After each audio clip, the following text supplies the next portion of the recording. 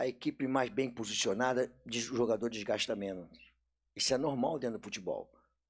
Quando você tem um time equilibrado, então o adversário teve mais posse de bola, de repente encontrou mais espaço, mas não tinha nunca a bola final no primeiro tempo. A bola final sempre morria em cima da gente. Então, essa é uma equipe que já tive mais tempo de treinar. Podia ser com outros jogadores, mas já tive mais tempo de treinar, de poder fazer ontem, só trabalho tático ontem, só trabalho tático, dando ênfase às coisas que aconteceram. Eu ia falar uma coisa, mas não posso falar que os adversários estão treinando. Houve uma mudança importante hoje dentro da equipe de posicionamento defensivo, né? Houve uma mudança importante. Então, acho que as coisas estão acontecendo. E eu não gosto muito de ter essa coisa de ficar falando na equipe para fora, aconteceu isso e aquilo. Acho que nós estamos no caminho certo. E vocês, que são experts, né? Vocês são espertos, vão vendo que as coisas estão acontecendo e as cobranças vão existir, não vão existir, mas as coisas vão acontecer. Eu acho que nós estamos com pouco tempo, estamos caminhando bem. Eu não vou falar individualmente, cara.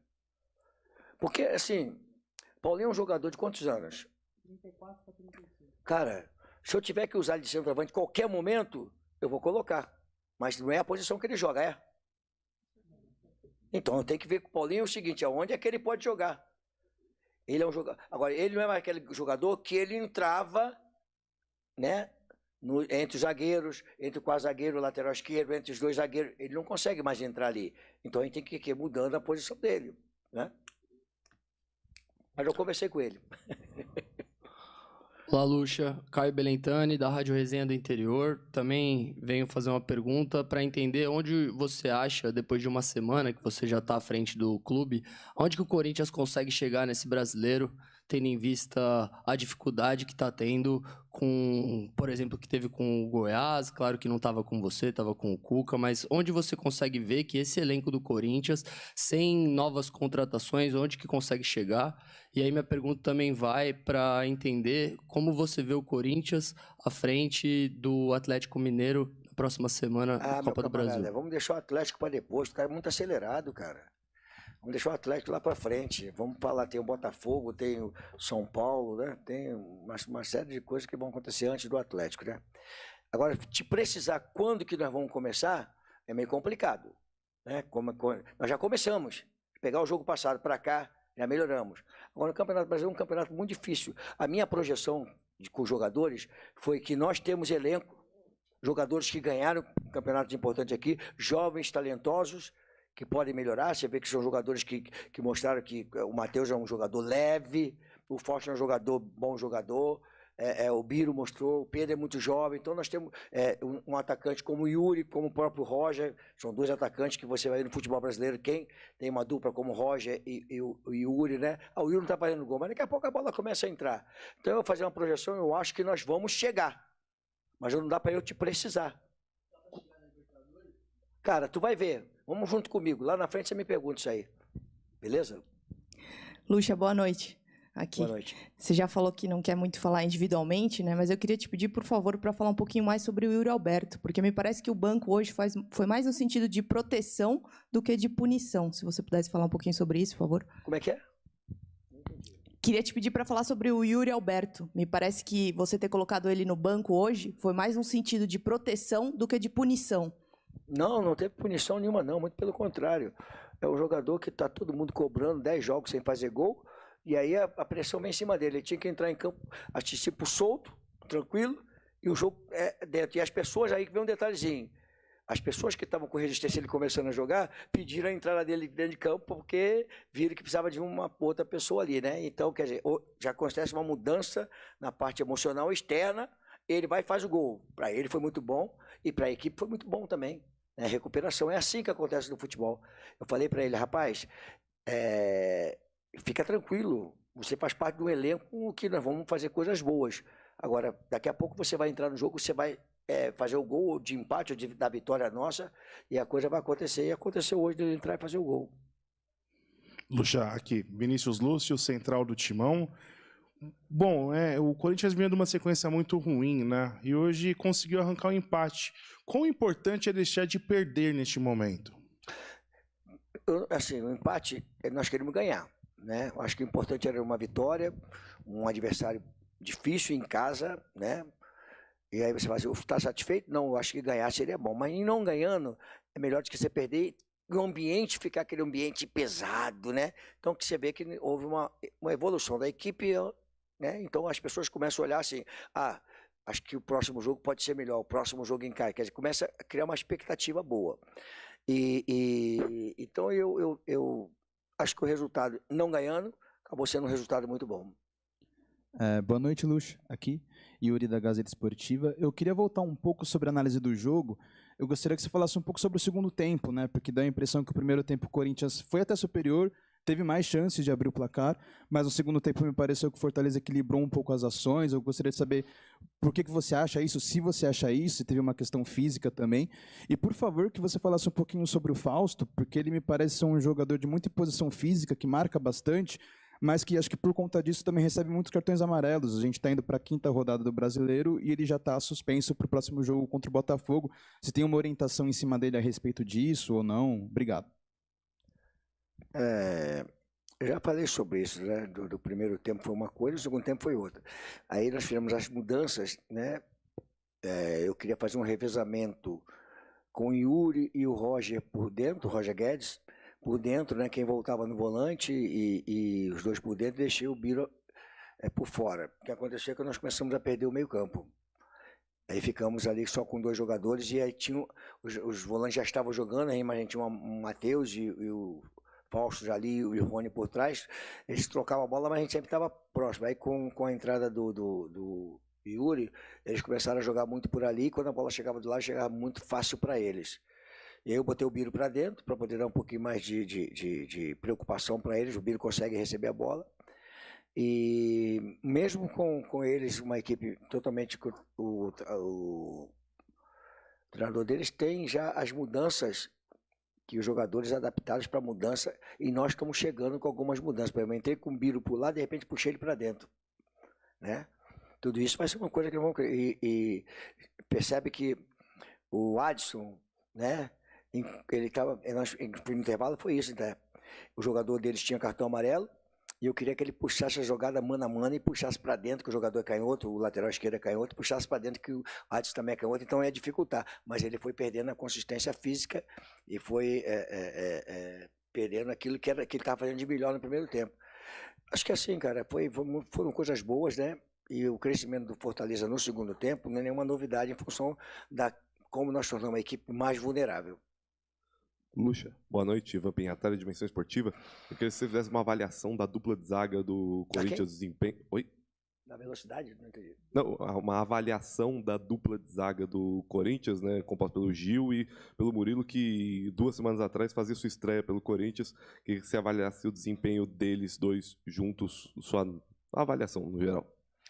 Jogaram bem, estavam bem protegidos também, né? E nós fizemos uma linha de 4 muito fixa hoje. Porque no tape que nós, na edição da fita, o Fortaleza, ele estrategicamente, ele deixa os jogadores do lado de campo bem abertos e deixa o adversário apoiar com os 2 laterais, às vezes, ao mesmo tempo. E no jogo contra o Fluminense, o lado do campo fica muito aberto para o Fortaleza e ele aproveita muito bem isso. Então eu fiz uma linha de 4 mais fixa e o Rony mais fixo. Para quê? Para na hora que nós perdêssemos a bola, nós não ficássemos vulneráveis. No primeiro tempo aconteceu isso muitas vezes, mas nós estávamos bem postados. E eles também são sempre muito bem postados, com a linha de 4 deles. Então era uma coisa de estratégia mesmo. Então eu achei que a defesa se portou muito bem, as bolas alçadas na área estiveram muito bem. Aí você vai falar o gol do adversário, é virtude dele, não é falha nossa, é virtude do adversário. Mas aí acontece uma coisa boa. Eles pegam a bola, diferente do jogo passado, e vão tentar, vão buscar. Né? Então eu achei muito bom. Eu achei que a dupla de zaga jogou bem. Obrigado. Marília Ruiz, Band UOL. Luxemburgo, eu queria saber de você se você, nesses 2 jogos que você teve no Corinthians, você alternou pouco taticamente o time, né? Hoje foi mais um 4-2-3-1, e nesse o Roger Guedes, e na semana passada você teve até o Yuri Alberto. Se você pretende jogar com os 2, e aí não é individualmente, eu estou falando de dupla. Dupla você pode falar, você pode não querer falar individualmente, mas de 2 acho que você pode falar. E se você pretende manter esses 2 volantes jogando lado a lado, você acha que é isso que deu consistência defensiva maior no primeiro tempo de hoje, defendendo com uma linha de 5, outra linha de 4 e só um solto lá na frente?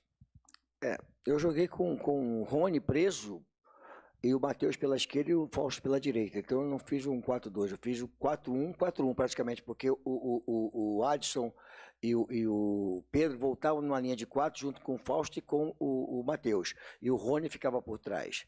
E o Matheus tinha uma liberdade e o Fausto para poder passar e infiltrar. Né? Mas nós tínhamos um meio-campo mais compacto nesse sentido. E já no jogo passado eu joguei com o Maicon e com o Fausto e com o Juliano por dentro. E com 2 de lado, né? 2 de lados. Diferentemente de que nós jogamos hoje, né? Marília, as situações elas podem acontecer um 4-2-3-1, pode ser, pode jogar dessa forma, do número, né? Mas quando você dá o pontapé, o 4-2-3-1 vira um 4-3-3. Porque os 2 de lado adianta e aí eles viram o balão para frente, né? E aí quando defende pode ser um 4-1-4-1. Essa variação ela já acontece dentro do jogo de futebol. Por isso ele chegou, porque o Matheus foi o que mais se adiantou, né? E o Fausto foi o que mais recuou. Porque o Fausto tem essa característica, o Matheus é mais leve. Então acho que nós estamos assim, progredindo para o jogo passado contra o Del Valle e agora nós estamos progredindo. Mas é só um na frente? Oi? Só um na frente? Não, 4-2-3-1 ou 4-1-4-1 é só um na frente? Mas quem falou que é só um? Não, só quero saber se vai jogar junto Roger Guedes e Roberto. Eu tô tentando tirar isso de você. Não, você não está tentando, você está afirmando. Não, meu amor, preste atenção. Quando você joga com um atacante, como o Roger, não quer dizer que você não tenha outro atacante. Nós temos o Pedro e tínhamos o Adson, que são 2 atacantes. Agora, se eu colocar o Roger Guedes pelo lado esquerdo, ele continua o Yuri como um atacante com 2 de lado. Entendeu? Né? O Yuri vai ficar. Agora, se você passar hoje por um 4-4-2 com 2 caras na frente, 2 atacantes, isso é uma outra história. Eu acho que 2 hoje enfiados, são poucos times que jogam dessa forma com 2 jogadores enfiados hoje. Boa noite, Vanderlei. Matheus Pojoli, Bate-Fundo Esportivo. Um prazer estar te entrevistando, inclusive. Obrigado. Eu queria te perguntar também sobre a zaga do Corinthians. Antes de você chegar, diversas duplas de zaga do Corinthians foram colocadas em campo. E com você, pela 3ª vez seguida, Gil e Murilo é a zaga do Corinthians. Queria saber de você se dá para afirmar hoje em dia que essa é a dupla de zaga titular do Corinthians.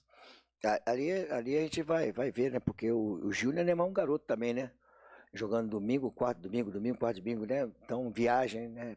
De repente, então a gente tem que ter um pouco de cuidado. Mas eles cresceram. E o Murilo é um jogador rápido, zagueiro que consegue ter uma recuperação de uma bola que ele está meio mal posicionado, ele consegue superar com a parte física. Eu gosto muito de zagueiro rápido. E nós temos mais o Balduena e temos um zagueiro que eu gostei muito, que é o Bruno.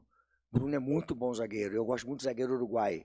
O zagueiro uruguai ele tem uma coisa diferente, não sei porquê, mas o Uruguai tem uma coisa de zagueiro diferente. E temos um menino que eu gostei muito, que eu tentei contratar, o Caetano, quando ele estava no CRB, eu joguei com o Vasco e o CRB, ele foi um jogador que tem um passe também que desequilibra todo o time adversário por trás, com uma bola longa, com um passe preciso. E, então acho que a gente tem ali uma zaga que a gente pode ir revezando para dar jogo para eles, né?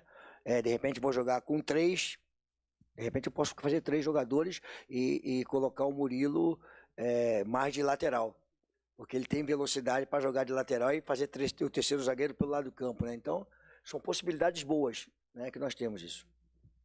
Lucha, Ricardo X da Rádio Coringão. Depois de uma semana cheia de trabalho, você já havia assumido o Corinthians na semana passada, mas essa semana você teve cheia de trabalho. O que você analisa de ponto positivo e do que essa equipe ainda pode melhorar na sua gestão? Nós temos muita coisa para melhorar. Se falar depois de empate em casa, que nós estamos já no ideal, não, tem muita coisa para melhorar, muita coisa para melhorar. Mas houve um progresso, isso é que é importante. Você vê que um progresso não é só no jogar futebol, não. Tem certas coisas que elas são invisíveis para a parte externa, mas para a gente elas são importantes, né? É uma nuvem negra, uma coisa muito... Né? Nós conseguimos tirar essa nuvem e estamos começando a ter um ambiente mais leve, mais tranquilo, mais com sorriso, né? Com as coisas boas acontecendo, do que aquela coisa só pancada, só porrada, né? Então isso é muito importante para você poder chegar com tranquilidade, poder fluir. Quando você está leve, você consegue fluir muito mais. Quando está tudo pesado, é meio complicado. Então nós estamos começando, através do trabalho, a seriedade, do comprometimento, aí está começando a criar uma situação em que ela é muito importante para o resultado final do trabalho, que são as vitórias chegarem e os objetivos nossos chegarem. Obrigada, Vanderlei, Beleza. a todos que nos acompanharam. Boa noite, até a